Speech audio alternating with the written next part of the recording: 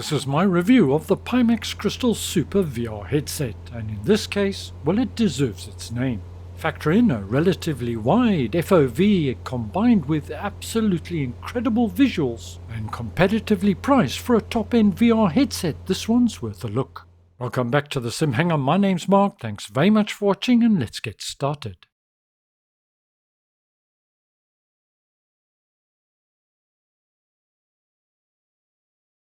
Pimax headsets are known for their large form factor, and although it's still a sizable headset, it's some 30% smaller than the Pimax Crystal or Crystal Lite. It's lighter than the original Pimax Crystal, and just a bit heavier than the Pimax Crystal Lite, although not quite as well balanced, as there's more weight towards the front of the headset. With the headset comes the standard fare, 2 controllers the same as the Crystal and Crystal Lite, a thicker face gasket for those with smaller heads, or perhaps those that wear glasses. I wear glasses, there's plenty of room in the headset, and quite comfortable with the thinner face pad.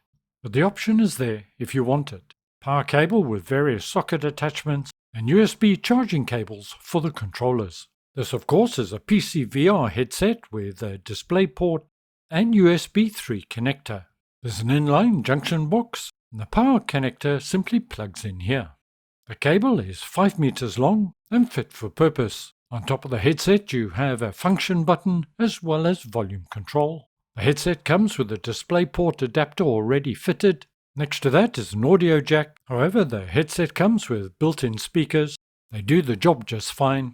Personally, however, I do recommend Pimax's DMAS off-ear speakers, about a £75 value. However, currently if you order the Pimax Crystal Super before the 30th of June 2025, you get a set of these absolutely free. An OLED version will be available later this year, and these two lugs here allow you to disconnect the optical display. This headset has QLED displays, allowing you to slide it out and upgrade if you desire. The headset has 2 built-in microphones. They're good enough for something like multiplayer, for example, and a USB-C port if required. For my review, I'll also be using the optional top strap. It is an additional purchase. I tried it out recently in Dortmund when I had my first look at the Pimax Crystal Super. Adds considerably to the overall comfort and is recommended. But the main feature, of course, of this headset is the optical engine, offering 50 pixels per degree. That is a whooping 3840 by 3840 pixels per eye. That means rendered in the headset is 6240 by 6280, as reported by Microsoft Flight Simulator 2024. The OLED version, when available by the way, will offer a 57 pixels per degree. Incorporated into the headset is eye tracking, so dynamic foveated rendering is available for those games and applications that support it, local dimming, and no base stations required as it features inside-out tracking.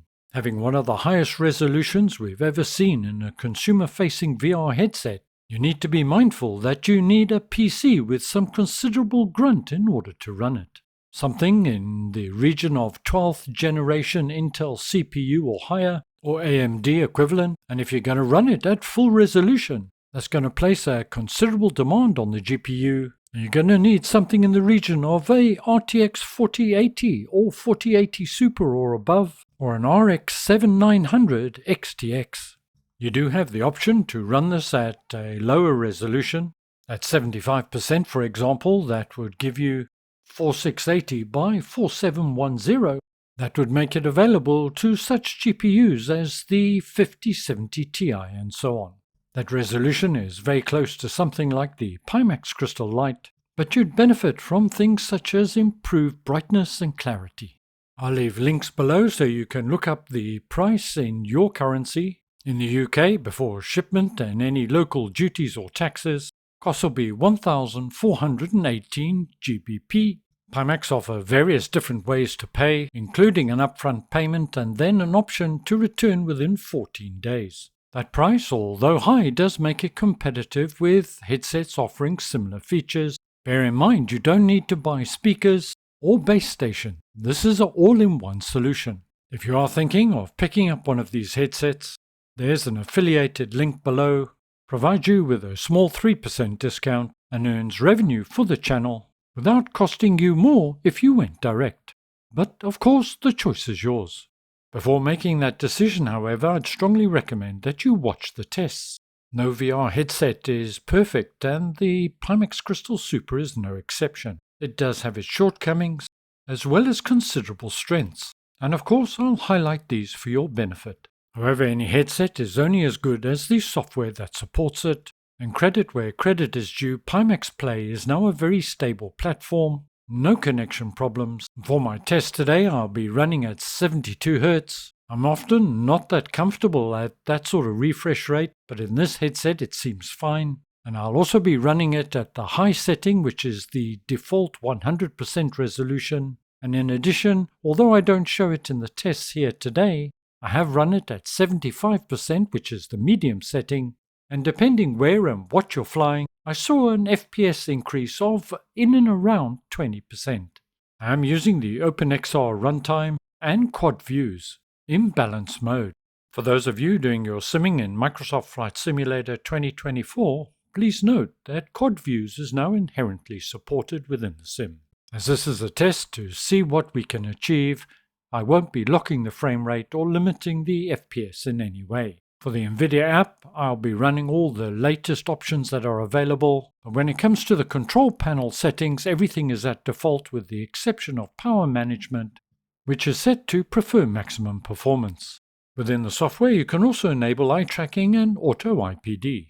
After some experimentation, I decided to disable the auto IPD and set it manually. The headset has a massive sweet spot, but nonetheless it takes you a little bit of time to settle it on your head and get everything just the way you want it.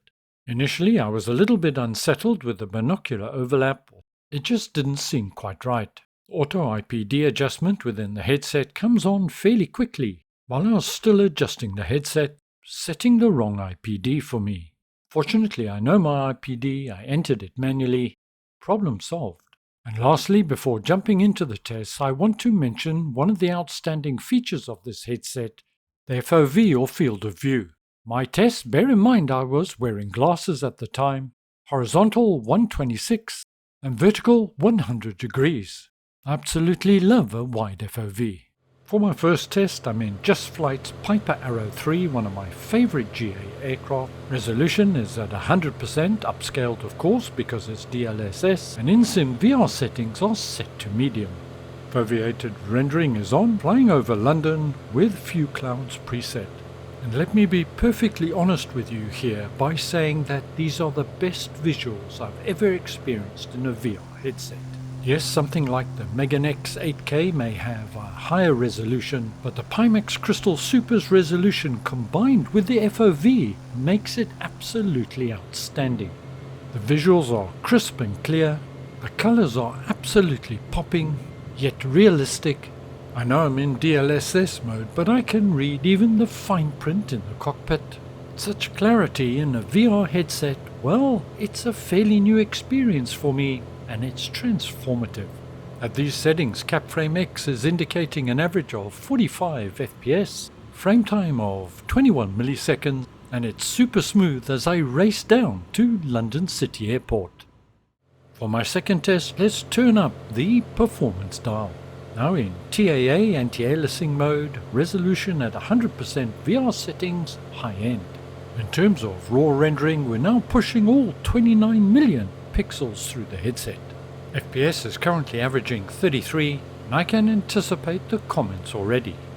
Beefy system, 5090 GPU, and you're only getting 33 FPS. The purpose of these tests is to show you what this headset is capable of. This is not a settings guide, nor is it intended to be. But what has impressed me, even though we've got FPS in the 30s, it's remarkably smooth. And for a flight sim, that's all that really matters. As I fly around here with the blue sky and white clouds, there is Mura in the headset. Mura is a variance in the brightness of the subpixels, creating what looks like a smudge or perhaps an old fingerprint on a window. However, the Mura in this headset is not excessive, nor would it distract from my overall flying experience, but the headset that I tested in Dortmund certainly had considerably more Mura than this headset. I hope Pimax have their quality under control. For my third test, I've stayed with TAA and resolution at 100% but turned the settings down to medium. Whilst there's been an FPS uplift, it hasn't been significant.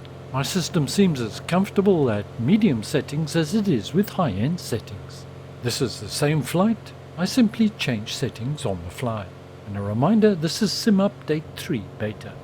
If you've followed my channel for any length of time, you'll know that when it comes to VR, comfort is as important as the visuals. For me, VR is all about the overall experience and not just about amazing visuals and graphics. As I come in again to London City, picking up a few pauses and stutters, okay, seems to have settled down. This VR headset is front heavy, more so than, say, the Pimax Crystal Light. But overall I've found it surprisingly comfortable, was quite happy doing a 3-hour session in this headset. We've switched back to DLSS on quality mode but upped the settings to high end. We're currently hovering in and around the 40 FPS mark, which to be honest is a better performance than I initially expected at this resolution. Aided of course by the quad views and eye tracking, which to me appear to be working absolutely faultlessly. I'm not sure what sort of eye tracking system they're using, but it seems to be working very well indeed. The display within the headset is not quite edge-to-edge clarity. That's visible more on the horizontal field of view rather than the vertical. But once again, because it's a wide FOV, it's not overly distracting at all. In fact, once you're in the headset for a little while, you don't even notice it. As we fly low over London and through Tower Bridge, I can honestly say I've never seen these ships and buildings in such detail in a VR headset. Oh, and if you're wondering, no, I'm not using smart smoothing, which is Pimax's implementation of motion reprojection or frame generation, as that element of the Pimax Play software still needs more work.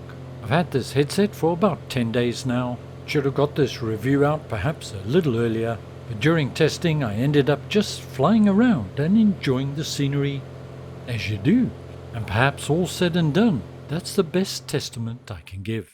We've now jumped into Phoenix's wonderful A320. Just a short hop today and we're on final approach to runway 27 left at Heathrow. I've remained on TAA at full resolution but turned the settings down to medium. Recording in VR is a fairly difficult process. You'll have to excuse some of the visuals. They do come out a little bit distorted in the recording, but I must say the distortion profile in this VR headset, well, I have no complaints at all. When it comes to headset tracking, again it works very well indeed, but I did find that accuracy dropped off in low light conditions to some degree. Again, I would assume this is more a software than a hardware thing, and hopefully Pimax can improve on this. If any of you watching are well into mixed reality, this headset does have cameras allowing pass-through, but the quality of that pass-through is extremely poor and unsuitable for anything MR related. It is, I'm afraid to say, absolutely awful. We're now approaching runway 27 left at Heathrow. I've got both autopilots on, so I've set it for auto land. And it's time now for us to do our last test and head to the other side of the world to Tokyo in Japan. We switched back to GA and we're in the trusty Cessna 172, the default G1000 model. It's early evening, DLSS is on quality mode, so resolution 100% but upscaled, and the settings changed to high end. This headset, like almost all VR headsets, does have an element of chromatic aberration or colour fringing. This will often come in the guise of perhaps a red tint or red line underneath lettering, but in my personal opinion it's well within acceptable limits and again not distracting, aided by the incredible aspheric lenses used in this headset. Once again I have to say that the night display in this headset is absolutely stunning. Actually, it blows me away. This is Tokyo like I've never seen it before. The headset features local dimming, and contrasts between various shades of the same color are better defined, but to be honest I've never personally been hung up on having deeper blacks or anything like that. All I can tell you is that the visuals here are absolutely stunning. The flight itself is very smooth indeed, thanks mainly to recent updates in Microsoft Flight Simulator 2024, and overall I gotta say, a great experience. In the test that I've done so far, I didn't notice any glare or God rays. A little bit of blooming is visible, particularly early in the morning. And so with that all said, let me go on to my final conclusion regarding the Pimax Crystal Super VR headset. Apologies in advance if I missed something. In more ways than one, this is the best VR headset that Pimax have produced to date. It convincingly delivers on its promises, providing an incredible virtual reality experience at a price point that is very competitive indeed. This is not a headset for everyone. It's aimed fairly and squarely at the enthusiast that has the PC grunt available to push all those pixels through to the headset. The overall quality of the headset is good. Their smart smoothing algorithm needs a little bit of work, and perhaps this headset will give them the motivation to get that done. And I hope Pimax are able to control their quality with regards to Mura. If you've watched my videos on VR, you'll know I was gonna buy the Megan X. I'm a keen advocate of the small form factor, but the total cost of ownership of a headset like that, including base stations, speakers and so on, plus a non-return policy, means my go-to headset for right now is the Pimax Crystal Super. Now if you'll excuse me, I need to jump back in the headset and go flying. Thank you very much for joining me today. I hope you found it useful and informative. Stay well, look after yourselves. I'll see you all again in the not too distant future. And ciao for now.